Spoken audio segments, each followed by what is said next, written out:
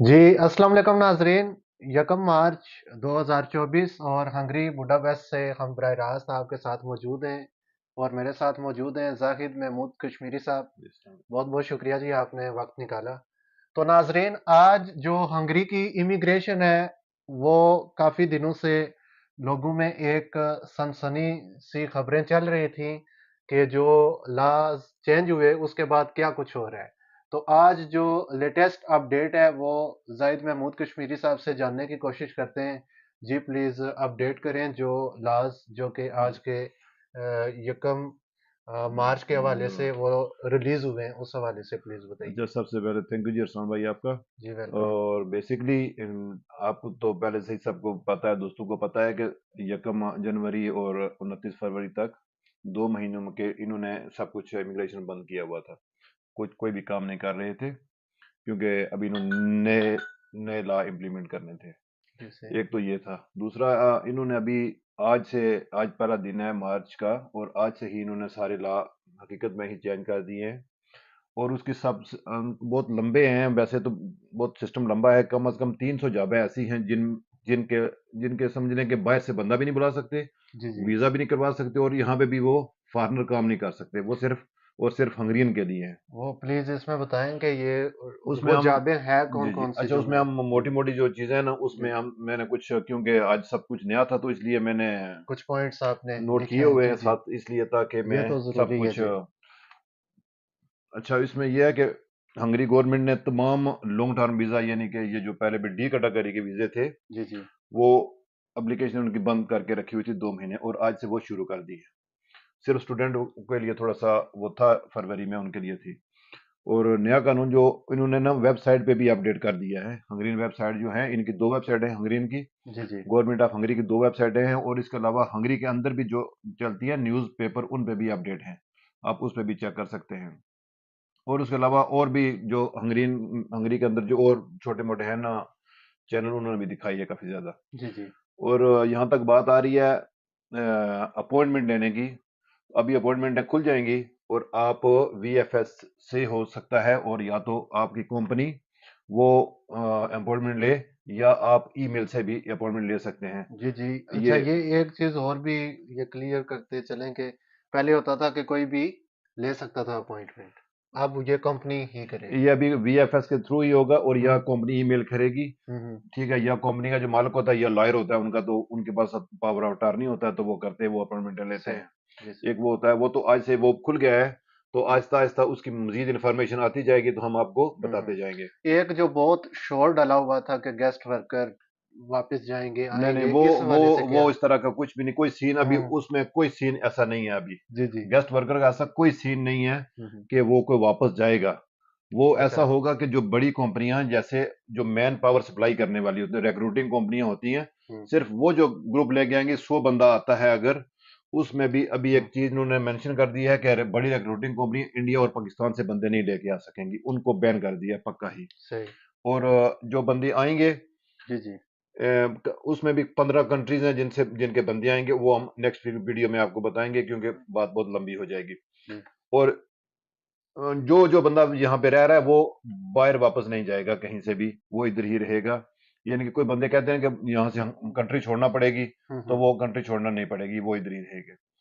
और उसके बाद खास करके जो इन्होंने लॉ बनाया है, उसमें जो हंगरी लोग काम करेंगे, जी, जी। स्पेसिफिक उनमें 300 हैं टोटल जो जॉबें हैं, जो उनके लिए, वो हमने एक पहले भी वीडियो की थी, उसमें भी कुछ ना कुछ हमने बताया था।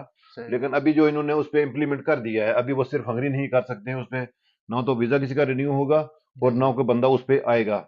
जितनी भी हंगरी के अंदर कंपनियां, उनमें मैनेजर, जनरल मैनेजर हो गया, और हेड जो ऑफ जो डिपार्टमेंट हो गया। हेड ऑफ डिपार्टमेंट हो गया, आईटी हुँ, सेक्शन में लॉयर हो गया, जज हो गए, सोशल वर्कर्स हो गए, मशीनें जो जो रन करते हैं वो हो गए, हुँ, हुँ। तंबाकू फैक्ट्री, डॉक्टर, बैंक, फार्मेसी, इस तरह के जितनी भी हैं कंपनी हैं, वो सब कुछ हंगरीन ही करेंगे। और जो आईटी के साथ-साथ जो इंजीनियरिंग की मेन जितनी भी अ, जॉब्स थी, वो भी वो उन सॉफ्टवेयर इंजीनियर दूसरा, लेकिन तीसरा वो भी सब वो वो ही करेंगे। उनके लिए करें, जी, जी। लेकिन आईटी में उन्होंने ये रखा है कि आईटी के लोग जो हैं वो बाहर से भी लेंगे। और आईटी के बंदों को हुँ, हुँ। एक तो वीजा होता है जैसे गेस्ट वर्कर वीजा, और एक हंगरियन वीजा भी अभी नया इन्होंने, जो मैं आपको बताता हूँ उसका भी आगे चल के, अच्छा, अच्छा। उसको हंगरियन कार्ड कहते हैं। अभी वो भी इन्होंने इंट्रोड्यूस करवाया है। जो ठीक जो है। वो बंदे होंगे वो हंगरियन कार्ड लेंगे, सही। वो एज ए गेस्ट वर्कर नहीं होंगे, वो हंगरियन कार्ड के जरिए काम करेंगे और वो भी 3 साल के बाद पीआर अप्लाई कर सकेंगे और उस तरह वो उनका नॉर्मल चलेगा। उसके बाद उन्होंने दूसरा ये किया है कि गेस्ट वर्कर और नॉर्मल वर्कर जो कंफ्यूजन था ना, वो अभी अभी भी बरकरार है, क्योंकि वो अभी खत्म नहीं हुआ। हम्म। अभी उसका जो नया लॉ उसमें अभी वो उन्होंने दिखाई नहीं दे रहा अभी तक। तो वो जब तक लॉयर काम करेंगे तब ही दिखाई देगा, फिर पता चलेगा। उसके बारे में 1-2 दिन में हम आपको मजीद अपडेट करेंगे। अ, मजीद अपडेट करेंगे जी उसमें। जी। अच्छा, उसके बाद और ये जो स्टेटस चेंज एक करना। स्टेटस के हवाले से भी ये लिखा है आपने, तो ये भी स्टेटस प्लीज के हवाले से बताएंगे। ये है कि स्टेटस जो जिस बंदे का एज ए जो किचन हेल्पर है वो किचन हेल्पर ही रहेगा। मसलन उसके बाद वो अगर कोई स्टेटस चेंज करना चाहेगा, वीजा चेंज करना चाहेगा किसी जगह, तो उसका वीजा चेंज नहीं होगा। जो अभी इस वक्त यही लिखा हुआ है। इस वक्त और की जो सूरत जो हाल है वो। नई सूरत हाल है, जी लेकिन अभी इसमें ये भी हो सकता है कि अभी जी जी। जब जब इम्प्लीमेंट होने के बाद भी अब इसमें कोई ना बीच का रास्ता कोई ना कोई होता ही है। हम्म। तो वो उसके बाद अच्छा, जो इसके बाद एक और ये है कि जो जैसे 300 प्रोफेशन, ये 300 जो वर्क है ना मेन, जी जी। जो सिर्फ हंगरीन ही कर सकेंगे। उन्होंने आपने जो हंगरीन लोग हैं उनको बचाने के लिए, यानी उनके लिए जाबे बचाने के लिए उनको सिर्फ हंगरीन के लिए कर दिया है। तो खास करके होटल लाइन जो है इसमें तो नहीं किया उन्होंने। ये तो हमारे, क्योंकि हम होटलें और जो ग्रोसरी वगैरह इनके जो बंदे काम करते हैं हम्म। ना, उनका इसमें नहीं किया। ठीक हेयर है। सैलून है उसका भी नहीं किया। हम्म। तो बाकी जो इवन कार वॉशिंग का भी मैं पढ़ रहा था कि कार उसमें भी जो वॉशिंग वर्कर में है। भी उसमें वर्कर का थोड़ा इशू बना है, हाँ। वो है, देखते हैं उसका क्या करते हैं। जी। क्योंकि हमने अभी कार वॉश खोला है, तो उस वजह से हमारे अब जो आपको उसके हंगरियन लिए ही रखना हायर पड़ेगा। करने जी। पड़ेंगे। अच्छा, हंगरियन कार्ड अभी जो नया इन्होंने इंट्रोड्यूस करा है वो हंगरियन कार्ड है। ठीक है। एक गेस्ट वर्कर का होगा एज ए वर्कर, और एक हंगरियन कार्ड होगा। जो हंगरियन कार्ड होगा वो उसके बाद वो हंगरियन जो ये जिसको पीआर कहते हैं या ईयू पीआर या हंगरियन पीआर, हम्म। वो उस पर अप्लाई कर सकते हैं। ठीक। वो एक नॉर्मल वर्कर होगा, जैसे पुराने लोग यहाँ पे हैं उनकी तरह होगा। वो मतलब है सेम आईडी जिस तरह जी जी। बाकी लोगों को नहीं नहीं, मिलती इन्होंने है। नया इंट्रोड्यूस करवाया एक आईडी, हम्म। जो नई इंट्रोड्यूस इसलिए करवाई है कि वो एज जैसे जिस तरह के वो लोग होते हैं नॉर्मल बंदे जो यहाँ के हम्म। रहने वाले हैं ना, उनके थोड़ा सा राइट्स उनको। राइट्स ज्यादा होंगे उसमें। ठीक। एक वो इंट्रोड्यूस स्किल्ड कराया। वर्कर्स के जी बारे जी। से। जी।